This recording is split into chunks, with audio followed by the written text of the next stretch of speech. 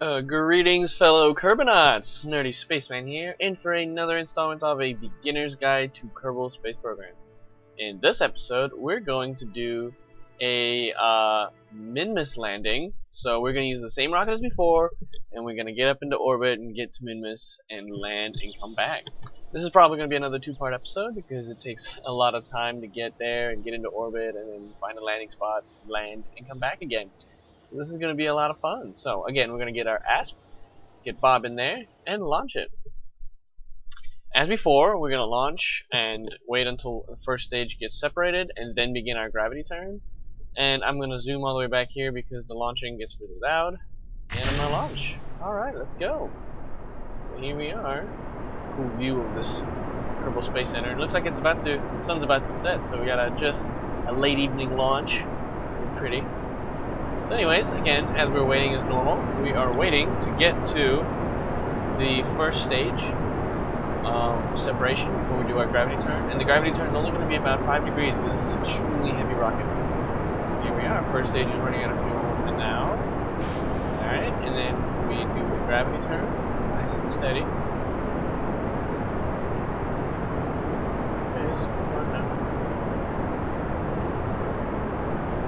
It's about... go, hit the prograde, and we don't have to be a perfect 90-degree heading because we're going to be doing inclination changes anyways, so that's going to be quite alright. And here comes the long, boring part of flying all the way out to orbit. So, stage 2 coming up right now. There we go, get rid of those stages. And away they go. Check our map view, see how we're doing. Here we are, going up, inching our way up. It's good. Here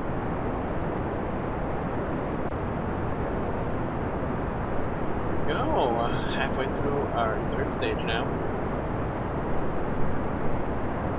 And we're getting speed. We finally broke the sound barrier, and we're actually just at 15,000 miles. This is a nice controlled launch. If you remember from before, we were having some crazy re-entry effects at about this point, and it's good to not have them. It's very good to not have them because they actually make it less efficient of a launch.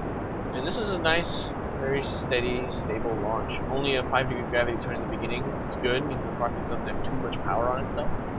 That's always good.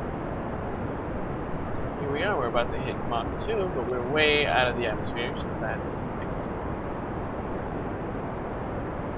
At some point, when we get up here, this is going to change from surface to orbit speed, and it's going to point a little bit closer to the horizon. That's because on the surface, it's not counting the rotation of the planet. In orbit, it is counting the rotation of the planet, so it'll be a little different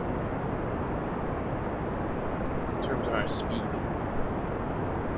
And here we are, 35,000 meters.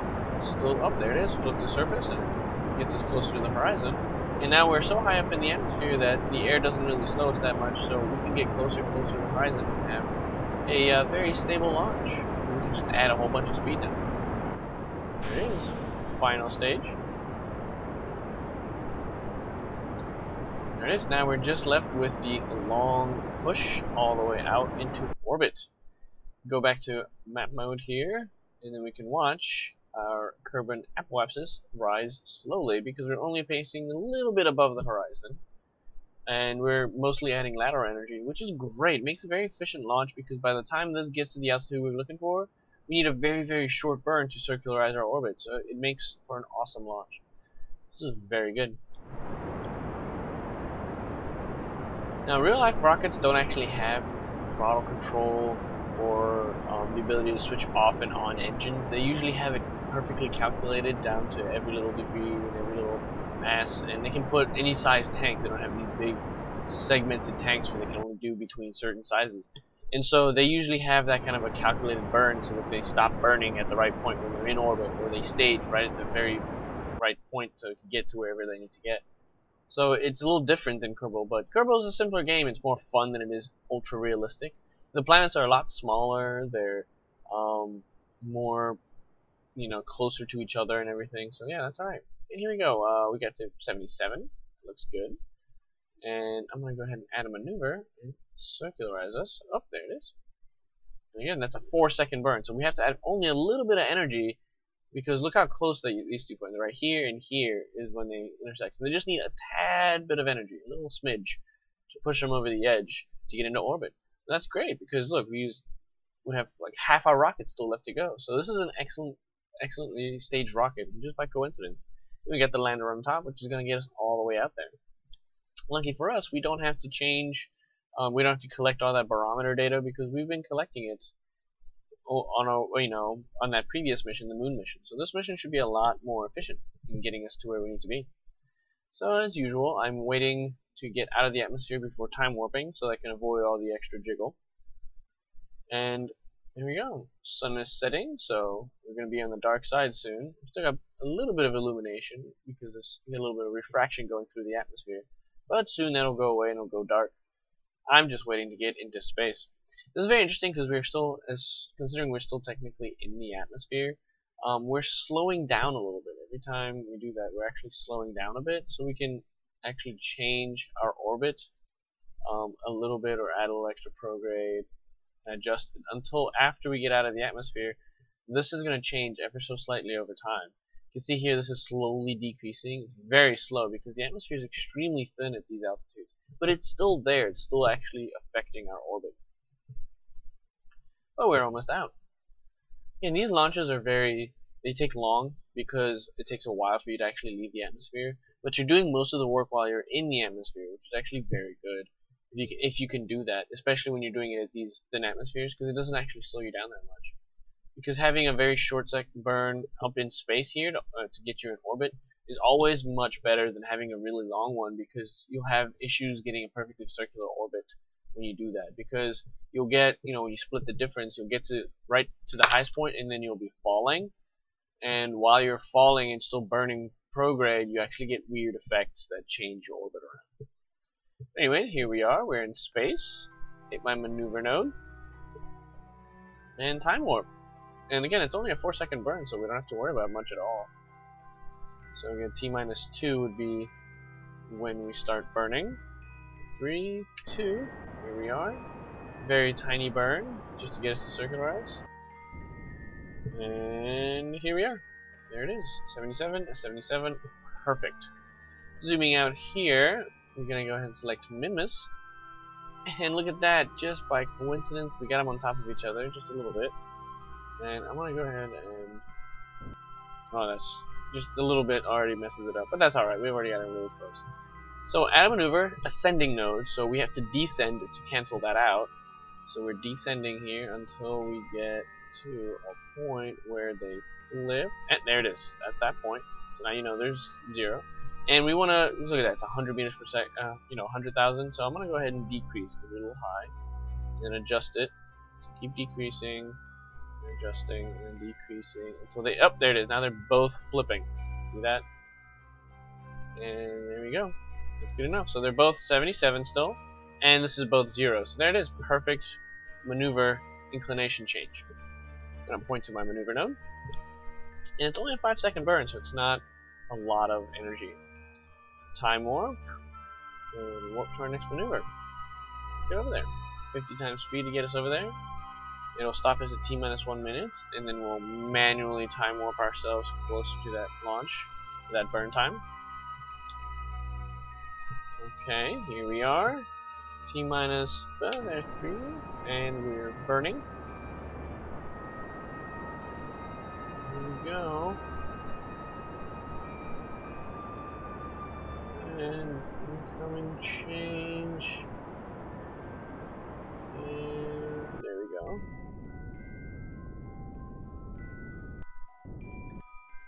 And here we are. Perfect. Perfection. Okay. We are perfectly inclined. So now we need to find a point at which we have to burn to get into Minmus's influence. Now we don't have to worry about the time, we just have to worry about the speed. So what I'm going to do is I'm just going to go ahead and burn prograde. Perfectly prograde, based on where we're going. And I'm just going to burn until we get really close, because we're perfectly inclined, we just have to intercept. And Minmus, the way it's going to work, since our orbit's going to be so inclined, we're going to be hovering above that point. So it's actually really easy to just point prograde and just start burning. Especially when you're pointing like this, when you're 90 degrees off of goodness. That'll be just fine, because that's usually how these orbits work. You point directly at it, and by the time you swing around, you'll be doing fine. So I'm doing this blind, just because Minmus is one of those objects where you can afford to do it, because the orbit is going to be so eccentric. You're going to have such a oval, oblong orbit that it's actually going to be very easy to wait for, you know, Minmus to get there. So if you raise the altitude just a little bit here, you're going to be moving slower and slower. And by the time you fall back down, you can have Minmus move all the way around before you intercept. So it's very, very, very easy to do that. So here we are, burning prograde, and I'm going to go ahead and stop this, and then burn really slowly until we can get contact. There it is. And now I'm going to go ahead and reduce my thrust down to, again, I guess 10-ish. That's a good number. 10%. And you can see here, look what's happening. See how closely Minmus is coming? Just by adding a little bit of thrust, tiny amount, a smidge of 10%. And we're just getting higher and higher, and Minmus will be getting closer and closer. And that's what it is. And here we are, and there's it. And there it is. And here we go. Well, 23, okay, that's gonna have to be close enough. There it is! 3, and I say, let's go burn time warp. And here we are, time for us to time warp. And again, you don't want to overdo it, but again, 1 from the maximum speed is going to be just fine. You see how orbit speed is just plummeting, just going so slow.